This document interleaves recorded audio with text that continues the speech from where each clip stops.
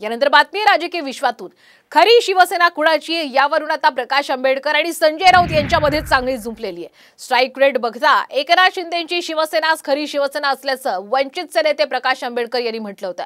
त्यावर रामदास आठवले यांचा पक्ष हा खरा असं म्हटलं तर आंबेडकरांना किती वेदना होतील अशी बोचरी टीका खासदार संजय राऊतांनी केली आहे।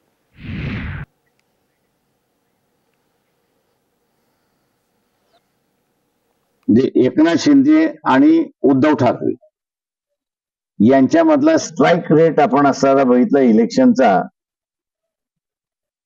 तर डबल आहे एकनाथ शिंदेचा।